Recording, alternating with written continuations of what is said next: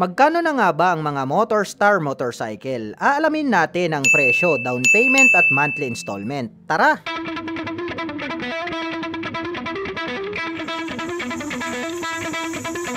Motorstar Easy Ride 150 Fi. Napakabangis din po pala ng isang ito. At mapapansin natin, no, mayroon po siyang lookalike. Para po siyang NMAX. Wow, ang astig din pala ng isang ito. Mapunta naman po tayo rito po sa kanyang main headlight. Wow, ang astig nitong kanyang ilaw. Para po siyang matang nanlilisik ng pating. At mayroon naman po itong mga daytime running light dito po sa bandang ibaba. At ito naman po yung kanyang high beam. At dito naman po sa bandang gitna itong kanyang low beam.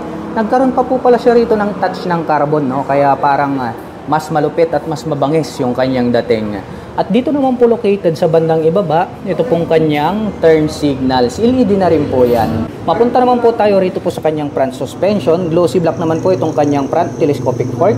Gumagamit po ito ng single rotor disc brake with single pot caliper. At ito naman pong kanyang mag wheels is black color. At ang sukat naman po ng kanyang gulong rito sa harapan, ito po ay mayroong sukat na 130 by 60-13. At mapunta naman po tayo rito po sa kanyang fully digital meter panel display. O talagang NMAX na NMAX yung kanyang dating. At pagdating naman po rito sa kanyang mga button selector, mayroon po itong passing light, high beam and low beam, turn signal selector at ang kanyang horn. Habang dito naman po sa kabila, meron po itong engine kill switch, may on and off ang ilaw at ang kanyang electric starter. At pagdating naman po rito sa kanyang ignition, ito po pala ay equipped with mechanical key. At ang kagandahan niyan, included na rin po rito yung kanyang fuel at seat opener. Meron po pala itong 2 front pocket, hawig na hawig din talaga sa NMAX. Dito sa kabila, buksan natin. Malalim din po siya, pwede rin po tayong maglagay rito ng gloves at coins. Habang dito naman po sa kabila, open po ito at mas malalim. Pwede po tayong maglagay rito ng mobile phones and gadgets.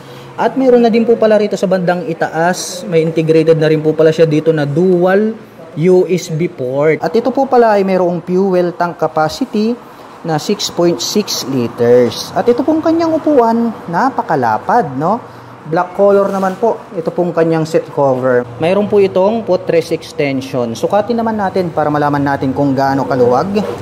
Ayan, spacious naman po siya mga ka-LM. Kaya more comfortable po tayo rito. At silipin naman po natin ito pong kanyang tail light. Matulis din po pala ang pagkakadesign nitong kanyang tail light. Nandirito po yung kanyang brake light at dito po sa magkabilang gilid, ito po yung kanyang turn signals. Ang kagandahan po niya na included na po yung kanyang turn signals dito po sa kanyang tail light assembly. At pagdating po dito po sa kanyang rear suspension, ito po pala ay gumagamit ng dual shock absorber. Black color naman po yung coil spring na ginamit. At ito pong kanyang stock pipe, matte black color po ito pong kanyang head protection guard. At mayroon naman po itong single exhaust. At matte black color naman po ito pong kanyang fan cover. Ang kanyang cooling system ay naka-air cooled po ito. Dumako naman po tayo rito sa kabila. Silipin naman po natin ito pong kanyang braking system. Naka-single rotor disc brake dito sa likuran with single pot caliper na matte black. Naka-cast wheel po ito. At ang sukat naman po ng kanyang gulong rito po sa likuran, ito po ay mayroong sukat na 130 by 60-13. Dumako naman tayo rito po sa kanyang engine. Wow! Nakakabighani talaga itong Motorstar. Alam niyo kung bakit? Kasi mayroon pa po siyang kick starter. Naka-FI na, pero mayroon ka pang option pagdating sa kanyang starting system. Bukod po rito sa kanyang electric starter, mayroon pa siyang kick starter. Plus points yan para sa akin. Ito naman pong kanyang engine cover is black color. Ganon din po yung kulay nitong kanyang airbox filter cover. At pagdating naman po sa kanyang engine specifications, ito pong kanilang Motorstar Easy Ride ay mayroon po itong 150 cubic centimeter engine displacement. Naka single cylinder, single overhead cam, 4-stroke with 2 valve. At nakakapag-provide naman po ito ng maximum power na 7.5 HP at 7,500 RPM. Habang nakakapagbigay naman po ito ng maximum torque na 7.7 Nm at 6,000 RPM. Napakaastig din po talaga nito pong kanilang scooter na ito. At ang presyo naman po nito pong kanilang Motorstar Easy Ride 150 Fi ay nagkakahalaga po ito ng 75,000 pesos. At kung balak nyo naman pong kumuha ng hulugan, ay kailangan nyo lang pong mag-down payment ng 6,675 pesos. At mayroon naman po itong 3,750 pesos Sa loob po yan ng 36 months. Motorstar Easy Ride 175 ADB. Wow! Ang astig po pala. Unahin po natin ito pong kanyang main headlight. Dito po sa harap, naka base shape design yan. At makikita natin na makapal. Ito pong kanyang daytime running light. Dito po sa bandang harapan. At pag ating tinitigan, ito pong kanyang mga headlight is gumagamit po pala ito ng dual projector lights. At dito po pala sa bandang harapan, mayroon po siya ritong parang triangle na design in black color. At pagdating naman po rito sa bandang itaas, ito po ay mayroong clear na windshield. At ito po ay hindi po siya adjustable. At ito po ay equipped with single rotor disc brake with 2-pot caliper na black color. At ito naman pong kanyang cast wheel is Y design po siya na black color. At ito pong kanyang stock na gulong is naka semi dual purpose pattern tires po siya dahil nga ito po ay isang adventure scooter. So naka-design siya pang on and off-road condition. Silipin naman po natin ang sukat ng kanyang gulong rito po sa harapan. Ito po ay mayroong sukat na 110 by 80-14. Dumako naman po tayo rito sa bandang itaas. Silipin po natin itong kanyang fully digital meter panel display. Wow, napakalapad no, parang tablet. Makikita natin in more details ito pong kanyang mga numbers and then yung kanyang mga fonts dahil nga malaki ito pong kanyang digital display. At ito naman po ay naka naked handlebar na silver color. Pagdating naman po rito sa kanyang ignition, ito po ay gumagamit ng mechanical key. At ang kagandahan niyan, included na rin po rito yung kanyang fuel at set opener. At pagdating naman po rito sa kanyang mga button selector, dito po sa kaliwa mayroon po siyang passing light, high beam and low beam, nasa gitna ang kanyang horn at ang kanyang turn signal selector. Habang dito naman po sa kabila, mayroon po itong engine kill switch, mayroong on and off yung kanyang headlight, and then ang kanyang electric starter. Ito naman pong kanyang mga brake levers is black color. Ang stock niya naman po na side mirrors, maporma din, no? Dahon type. At pagdating naman po rito sa harapan, mayroon po itong single pocket. Pwede po tayong maglagay rito ng coins, gloves, or mobile phones. At sa bandang itaas, mayroon na din po pala itong integrated na USB charging port. So, USB ready na po siya. Gagamit ka na lang ng cable is makakapag-recharge ka na po ng gadgets and then mobile phones. At located naman po pala rito sa bandang gitna, ito pong kanyang fuel tip. May touch pa ng carbon. Kaya more accessible po ito pong kanyang fuel tank. Kaya pag kayo po ay magpapagas, hindi nyo na po kailangang bumaba mula sa pagkakaupo dito po sa scooter na ito. At pagdating naman po rito sa kanyang footboard, hindi pa po naka-installed yung rubber cover on top. Pero makikita natin na malapad din po siya. At the same time, mayroon po itong footrest extension, na kung saan pagdating po sa mga long rides driving purposes ay pwede nyong i-stretch yung inyong mga paa para iwas ngalay. Mapunta naman po tayo rito sa kanyang upuan. Ang lapad nitong kanyang upuan, malambot din. And then yung pagkakatahe is durable po siya. Black color naman po ito pong kanyang seat cover. Buksan natin para masilip naman po natin ang kanyang under seat compartment. Maluwag din po siya. Sa tansya ko, hindi naman po kakasya yung full face helmet dito, pero maluwag po siya. So marami po tayo ritong mailalagay na mga personal belongings. Close natin. Napansin ko lang, ang ganda po pala nito pong kanyang integrated na grab bar dahil converted na po ito as rear carrier. Yan ang maganda rito. Silipin naman po natin ito pong kanyang tail light. Ayan, maliit lang naman siya, pero ang kagandahan niyan is mayroon na po siyang daytime running light. At more visible naman yan pagdating ng gabi dahil nga po yan ay LED na. Naka-pop up naman po ito pong kanyang mga turn signals. LED na rin po yan. Equipped po pala ito ng dual sub-tank shock absorber. Ito pong kanyang canister is yellow color. Tapos combination ng silver color. Tapos yung coil spring na ginamit is glossy black. Ito naman pong kanyang stock pipe, very sporty yung kanyang dating. Dahil ito pong kanyang body is stainless steel po siya.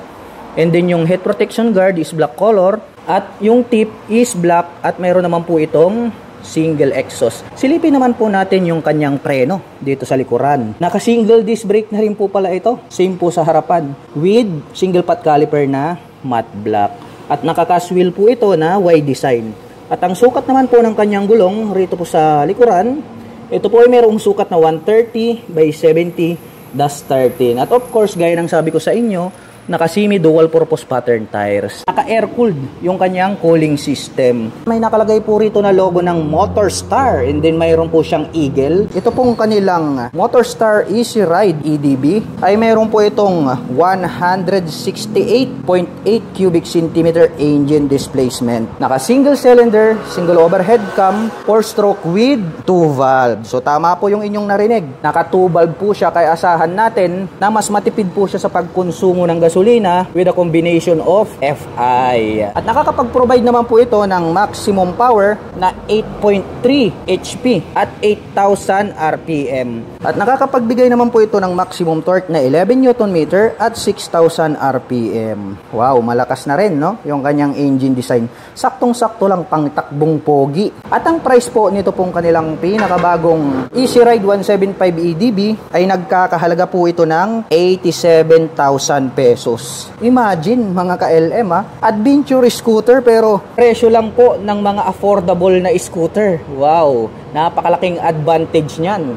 Kaya kung kayo po ay naghahanap ng mga pang daily riding condition na scooter, mag-adventure scooter na lang po kayo dahil ito po yung bagay na bagay para po sa lahat ng road condition dito po sa Pilipinas. At kung balak mo naman pong kumuha ng hulugan, ay kailangan mo lang pong mag-down payment ng 7,455 pesos.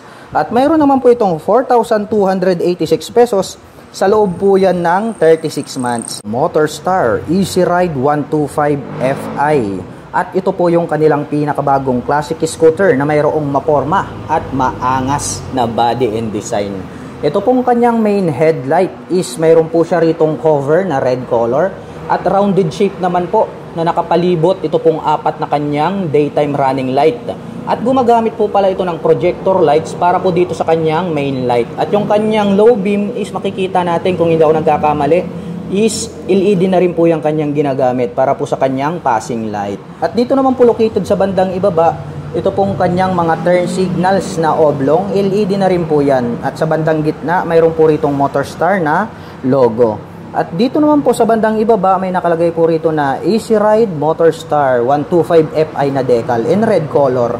At ang very attractive dyan, no? Mayroon pa po pala siyang additional na ilaw. Bukod po rito sa bandang itaas, mayroon pa rito sa bandang ibaba. At makikita natin na parang gumagamit din po ito ng projector lights. Tas mayroon pa siyang daytime running light dyan po sa paligid. At itong red color naman na to, nagkaroon pa ng pins dito sa bandang itaas. Kaya talagang more attractive yung kanyang dating. At ito po pala ay equipped with single rotor disc brake with single pot caliper. At ito po ay naka-cast wheel na star design. At ang sukat naman po ng kanyang gulong rito po sa bandang harapan, ito po ay mayroong sukat na 90 by 90-12. Dumako naman po tayo rito sa bandang itaas. Silipin po natin itong kanyang fully digital meter panel display. Wow, ang astig, ang lapad nitong kanyang digital meter panel display. Subukan nating buksan. Yun, colored po pala. At ang lalaki ng mga fonts. Kaya in more detail, ay makikita na po natin lahat ng mga full detailed informations na kinakailangan po nating malaman sa biyahe.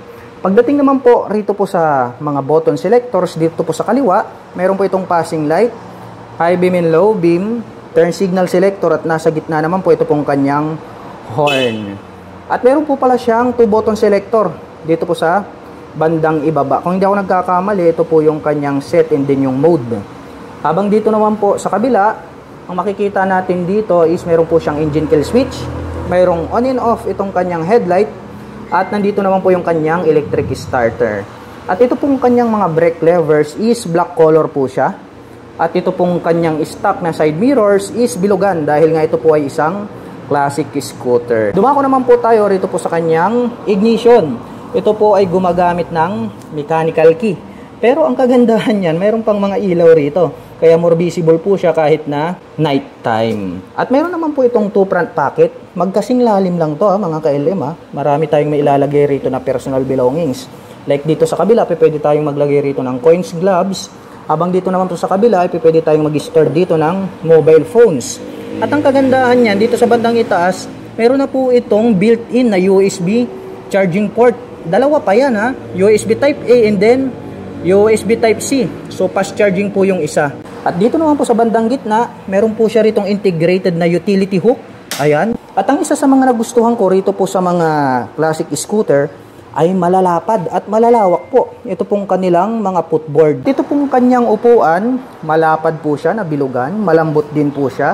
At black color naman po ito pong kanyang seat cover. Susubukan nating buksan ito pong kanyang upuan para maipakita ko po sa inyo ito pong kanyang seat storage. Maluwag din po pala ito pong kanyang seat storage. Madami na rin po tayo ritong mailalagay na mga personal belongings. At dito na rin po pala included ito pong kanyang fuel tank. At ito po pala ay mayroong fuel tank capacity na 8.1 liters. At mayroon naman po itong fuel consumption na around 45 km per liter. At ang kagandahan niya, napansin ko lang, ito pong kanyang integrated na grab bar dahil converted na po ito as rear carrier. Kaya straight out from casa, kapag bumili po kayo nito, ay pwede na po kayo agad mag-install ng top box. Silipin naman po natin ito pong kanyang stock pipe. Wow, napaka-astig, no? Ang classic ng kanyang dating.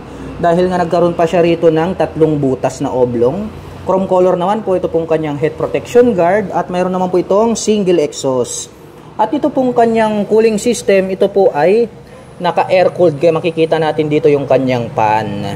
At ito pong kanyang likurang gulong, naka-mags type po ito, black color. At ang sukat naman po nito ay mayroong sukat na 110 by 70-12. Dumako naman tayo rito sa bandang kabila. Silipin naman natin ito pong kanyang rear braking system. Gumagamit po ito ng drum brake. At equip po ito ng single shock absorber. At makikita natin na ito po ay adjustable. Silipin naman po natin ito pong kanyang tail light. Ang astig talaga ng dating, no? Nito pong mga tail light ng mga classic scooter dahil talagang kung hindi bilog ay oblong dahil pinapanatili nga po nila yung kanyang pagka-legendary classic looks or classic design. Pag-usapan naman po natin ang kanyang engine specifications. Ito pong kanilang pinakabagong classic scooter na Easy Ride ay mayroon po itong 125 cubic centimeter engine displacement. Naka single cylinder, single overhead cam, 4-stroke with 2 valve. At nakakapag-provide naman po ito ng maximum power na 8 HP at 7,500 RPM. Habang nakakapagbigay naman po ito ng maximum torque na 8.3 Nm at 6,000 RPM. At ang presyo naman po nito pong kanilang pinakabagong Motorstar Easy Ride 125 Fi na classic scooter ay nagkakahalaga lamang po ito ng 63,000 pesos.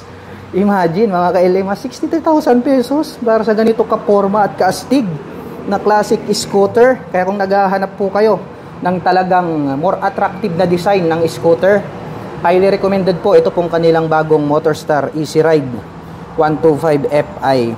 At kung balak po naman pong kumuha ng hulugan, ay kailangan mo lang pong mag-down payment dito ng 4,950 pesos. At mayroon naman po itong 3,260 pesos sa loob po yan ng 36 months. At kung on time ka naman po na nagbabayad, ay mayroon pa po itong rebate na 400 pesos. Motorstar Easy Ride 150P Fi. Mayroon po itong V-shape design na chrome color dito po sa bandang gitna at located po dito sa bandang itaas. Ito pong kanyang mga turn signals or daytime running light po pala ito na parang nagsisilbing kanyang mga kilay.